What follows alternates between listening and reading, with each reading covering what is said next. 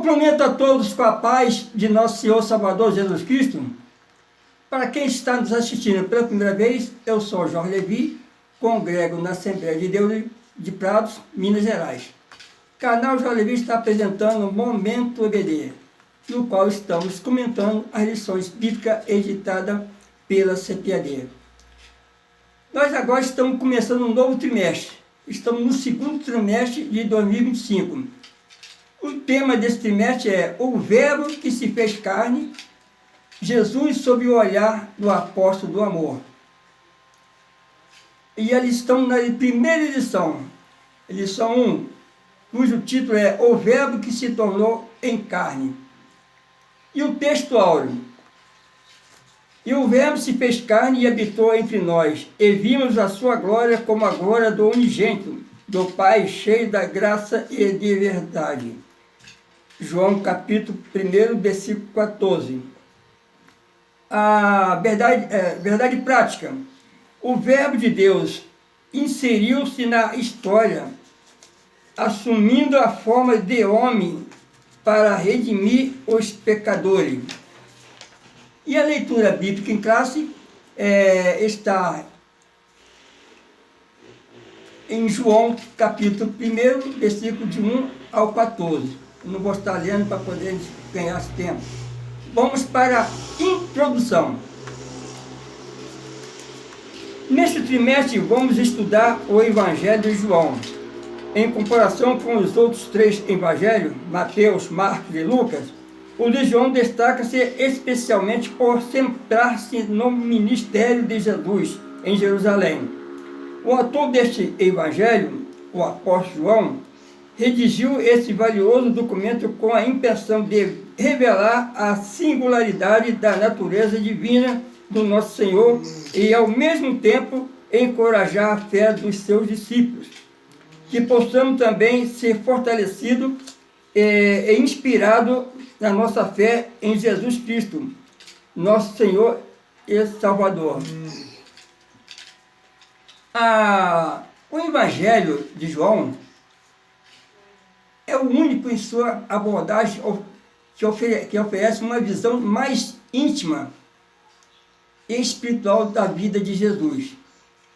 Enquanto os outros evangelhos sinóticos focam mais nos eventos e ensinamentos de Jesus, João nos convida a contemplar a profundidade de sua divindade e o impacto transformador de sua presença.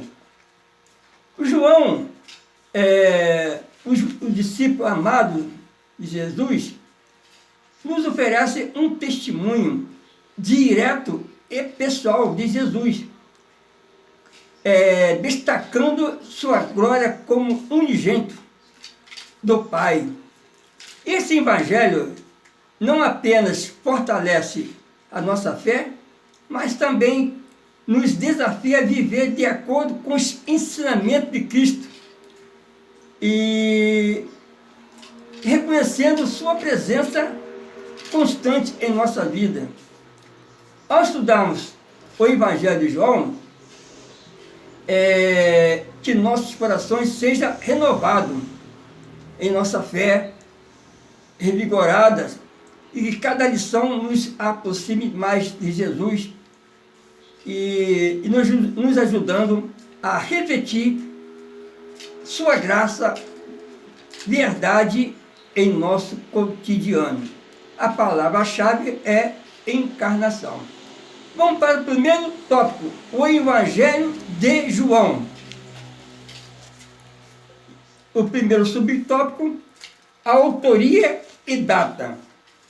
O apóstolo João é o autor do evangelho que leva o seu nome. A confirmação da sua autoria encontra-se no próprio texto, que está lá em João capítulo 21, versículo 20 e versículo 24. E também nos escritos dos denominados pais da igreja. Admite-se que tenha sido escrito entre os anos 80 e 90 depois de Cristo, De acordo com estudiosos, o Evangelho de João apresenta uma doutrina genuína sobre a divindade de Jesus Cristo. Assim, as expressões verbo divino e a palavra que se fez carne são de grande importância neste quarto Evangelho. A autoria do Evangelho de João é amplamente aceita na tradição cristã. João, que é um dos 12 apóstolos e testemunha ocular da vida de Jesus, oferece um relato profundo e teológico, quando afirma que Jesus é o Verbo no princípio e que o Verbo se tornou em carne. Escrito em um contexto de crescente perseguição ao Evangelho, busca afirmar a fé dos crentes e esclarecer a identidade divina de Cristo. Essas expressões são fundamentais para compreender a essência de Jesus como Verbo encarnado. João nos convida a ver Jesus não apenas como um profeta ou mestre, mas como o próprio Deus, que entrou na história humana para trazer redenção, ou seja, salvação para a humanidade perdida nesse mundo de pecado. Vamos para o segundo subtópico, o propósito do Evangelho.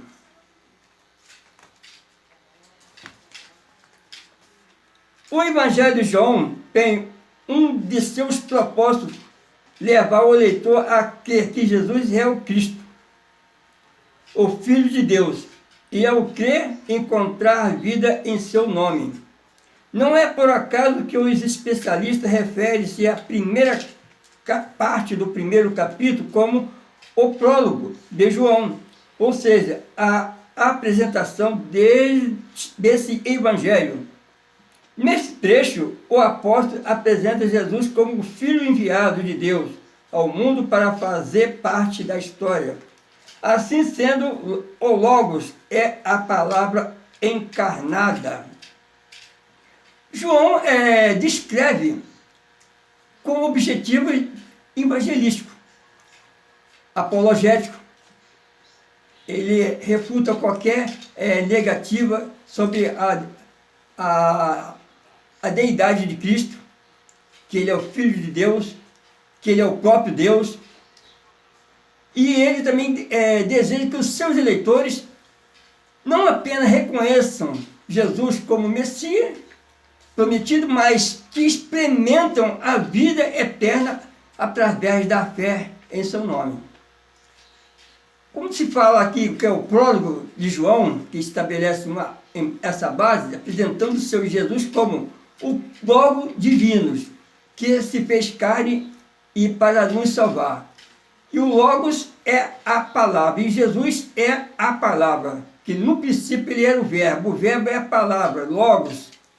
E agora, o próprio Jesus, ele é o Logos, é a palavra, que se fez carne e habitou entre nós, viveu entre nós, para mostrar que é possível viver neste mundo fazendo a vontade de Deus sem pecar. Ele, como foi homem, 100% homem, 100% Deus. Vamos para o terceiro subtópico, a natureza de Jesus. Apesar de o Evangelho de João sublinhar de forma clara a dimensão divina de Jesus, o apóstolo também aborda a sua natureza humana. Nesse sentido, o Evangelho não só realça a divindade de Jesus como Filho de Deus, mas também discute a sua humanidade por meio da morte expiatória do nosso Senhor em favor dos pecados da humanidade. Em João, tanto a divindade quanto a humanidade de Jesus são afirmadas. João equilibra a apresentação de Jesus como totalmente Deus e totalmente homem, conforme foi dito anteriormente. Ele enfatiza que Jesus, embora divino, assumiu uma forma humana. Ele viveu entre nós, ele se fez carne, então ele viveu entre nós. Para quê? Para se identificar conosco. Ele teve sentimentos, ele teve emoções. Várias passagens falam que ele teve emoções, ele chorou, ele sentiu sono, sentiu fome. Então, ele, embora divino, assumiu de forma humana para se identificar conosco e oferecer a expiação pelos nossos pecados. Essa dualidade é central para a teologia cristã, pois nos assegura que Jesus é capaz de mediar entre Deus e a humanidade. Chegamos ao segundo tópico, Jesus, o Verbo de Deus. E o primeiro subtópico, a revelação que ultrapassa o passado. Quando o apóstolo João redigiu a introdução do primeiro capítulo do seu evangelho, no princípio era o Verbo. É provável que tenha como referência Gênesis 1, capítulo 1, versículo 1. Esse primeiro versículo do evangelho mostra que o Verbo é Deus, no princípio, possuindo assim uma existência infinita, ou seja, não tem começo nem fim. Assim, muito além do passado, desde o princípio, o Verbo já existia com Deus, estava com Deus e é Deus. João, ele nos transporta para a eternidade. Antes da criação do mundo, para o quê? Para afirmar a preexistência de Cristo. Ao ecoar, conforme está lá em Gênesis, capítulo 1, versículo 1, conforme já foi lido, João aqui estabelece Jesus como coeterno com Deus. É o próprio Deus. Então, reafirmando que ele não é uma criação, mas é o próprio Criador. Isso nos dá uma visão clara da soberania e majestade de Cristo, que transcende o tempo e espaço. Ele é o princípio e é o fim, é alfa e ômega, conforme está lá em Apocalipse. Vamos para o segundo subtópico, a natureza fundamental do Verbo. Tal como Deus é eterno, também o Verbo o é. Mais adiante, em Apocalipse, o apóstolo João descreve o Verbo como o alfa e o ômega, o princípio e o fim. Diz o Senhor que era e que há de vir, o Todo-Poderoso. Apocalipse 1, versículo 8. Assim, conforme o seu evangelho, o evangelista apresenta Jesus como o Logos de Deus, a palavra encarnada que habita entre os homens. Portanto, enquanto o Verbo encarnado, Jesus é reconhecido por muitos e adorado como Deus. Jesus é apresentado como o alfa e ômega, conforme já foi dito. Que isso quer dizer, simbolizando a totalidade e a completude de Deus, que ele é a origem e o destino de todas as coisas. Conforme tem em João, lá no versículo 1, diz que, acho que é mais ou menos isso, depois eu vou confirmar, que ele desde o princípio, ele é a origem e o destino de todas as coisas. Tudo que foi feito por ele não é criatura, ele é o Criador. Como o Logos de Deus, Jesus não apenas criou o mundo, mas também sustenta e redime a criação. E a sua presença entre nós como Verbo encarnado, então é uma manifestação máxima do amor divino. Em João 3,16 diz que Deus amou o mundo de tal maneira. Então esse amor é incomparável. Não existe alguém que possa amar tanto assim a humanidade conforme Deus foi declarado em João 3,16, esse mesmo João. Então aqui nós vemos que Deus, como Logos de Deus, o Jesus não apenas criou o mundo, mas também sustenta e redimir a criação desse mundo perdido. A humanidade estava mergulhada no pecado e Jesus veio para redimir. Então a sua presença entre nós como Verbo encarnado, então é a manifestação máxima do amor divino em nossas vidas. Vamos para o terceiro subtópico. No princípio era o verbo. João capítulo 1, versículo 1. Conforme já referimos, ou melhor, conforme já referimos, no grego do Novo Testamento, a palavra que se traduz por verbo é logos, e significa palavra. O conceito de logos traz consigo a noção de expressão tanto da razão quanto da linguagem. Nesse sentido, a forma mais adequada de compreender este termo relaciona-se com as maneiras pelas quais Deus se manifesta ao ser humano. Assim, o conceito mais apropriado para logos encontra-se em Jesus, que representa a expressão da divindade, a revelação de Deus. O conceito de logos é profundo e é multifacetado, podemos dizer assim, né? Englobando tanto a razão quanto a comunicação divina. Em Jesus, o Logos, a palavra, encontramos a perfeita revelação de Deus à humanidade, porque Ele é a palavra viva. Ele nos comunica e manifesta a sua vontade e o caráter de Deus na nossa vida, portanto, tornando visível o invisível, acessível e o inacessível. Então ele é a palavra viva, é uma palavra que nos comunica, que traz, que é o diálogo que temos para com Deus. Então a palavra, então quando estamos diante da palavra, que é a palavra de Deus, no qual estamos falando a respeito de Logos, então ela é viva, que nos comunica a vontade e o caráter de Deus, e assim nos passamos a viver de acordo com a vontade de Deus. O visível ou invisível, é acessível e o inacessível. Vamos para o terceiro tópico, a encarnação do verbo. E o primeiro subtópico, a manifestação do verbo e a luz do mundo.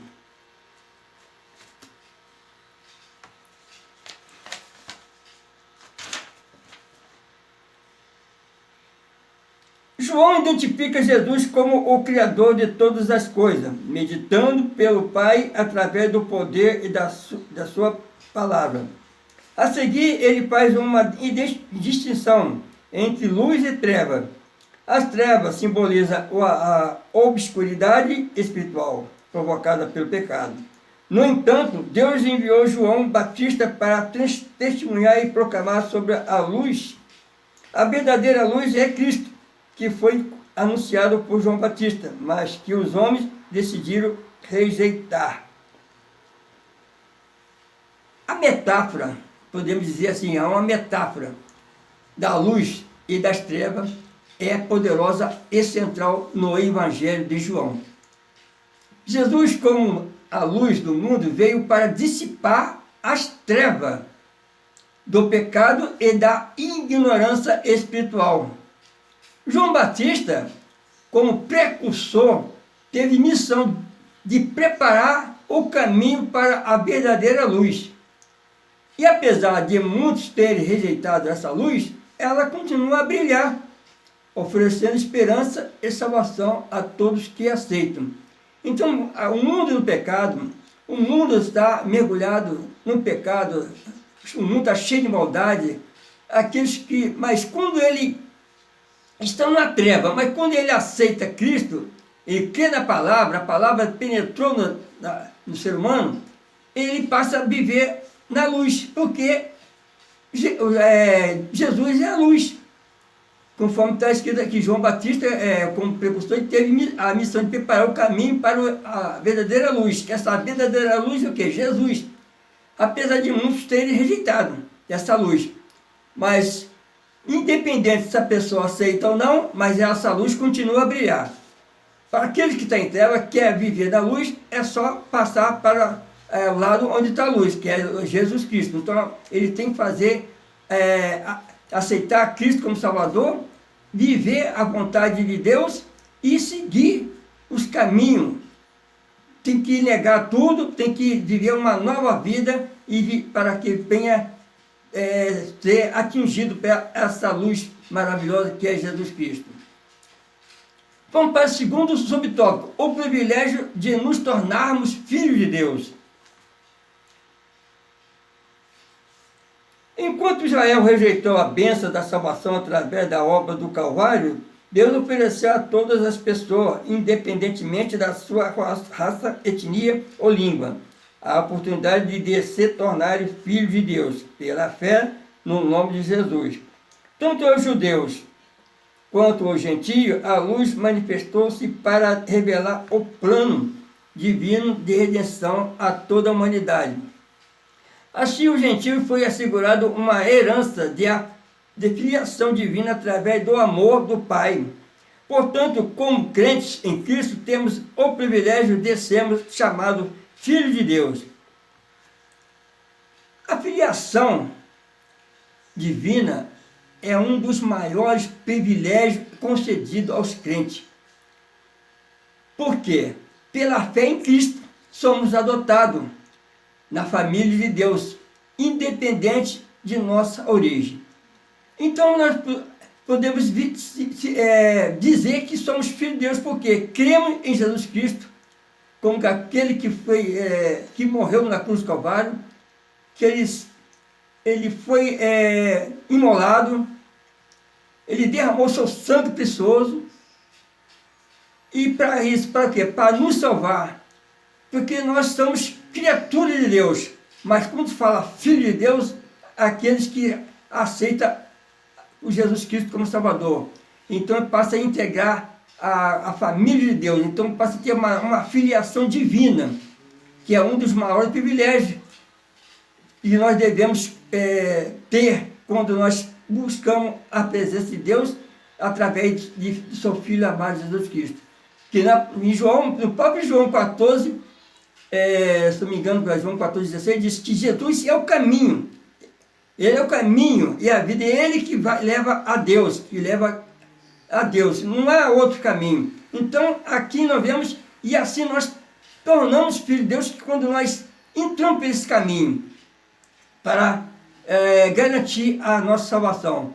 Então, aqui nós vamos ver, falar essa adoção, no caso agora, em Cristo Jesus, que passamos a ser filhos de Deus, nos garante uma herança espiritual e nos chama a viver como filho e filhos do Rei, repetindo seu amor e graça no mundo.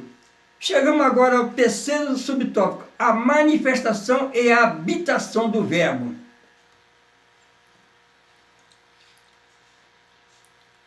A frase, o Verbo se fez carne, sugere a humanização de Deus, que passou a viver entre os homens. O termo verbo possui uma conotação muito mais rica e profunda do que qualquer conceito filosófico. Deus entrou na história. É importante notar a expressão "e habitou entre nós". No texto grego, essa expressão indica que o Verbo armou seu tabernáculo ou tenda entre nós. Antes, Deus habitava numa tenda montada pelo seu próprio povo. Agora, de acordo com as palavras do evangelista, ele reside entre nós e representando a manifestação plena da presença divina no mundo. A encarnação é um mistério central da fé cristã. Deus, em sua infinita misericórdia, escolheu habitar entre nós. Não em um tempo distante, mas na forma de Jesus Cristo. Ele armou, conforme foi lido, ele armou o seu tabernáculo entre nós, tornando-se acessível e pessoal. Essa presença divina é contínua, em um lembrete de que Deus está conosco, está nos guiando, está nos sustentando em nossa jornada de fé. Aqui eu achei interessante. Lá no Antigo Testamento, nós já temos lido, e aqui nós vemos lá no tempo de Moisés, no caso com Deus, ele, na construção do tabernáculo. Então, a pessoa, é só o sumo sacerdote que entrava no lugar santo dos santos. Então, mas nós vemos ali, então era feito o tabernáculo. Mas agora nós somos o próprio tabernáculo. Ele armou o seu tabernáculo em nós, o nosso corpo. Nosso corpo é o templo do Espírito Santo, conforme já lembra nas Escrituras Sagradas, é o templo do Espírito Santo. Então nós tornou acessível. Então, essa presença divina, ela é contínua para aqueles que estão em Cristo. Aquele que vive da presença de Deus, aquele que busca Deus, ele está constantemente como o próprio tabernáculo de Deus, que Deus está habitando na vida dele.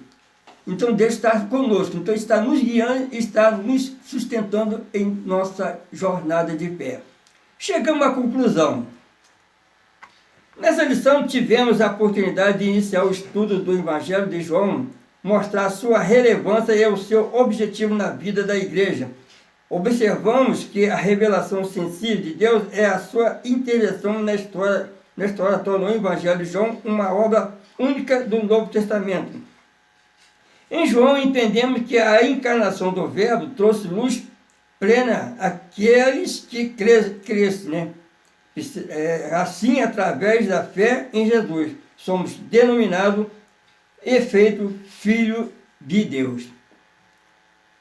O Evangelho, nessa conclusão, nós já chegamos até o final, mas podemos dizer que o Evangelho de João é uma fonte inesgotável de inspiração e conhecimento para a igreja.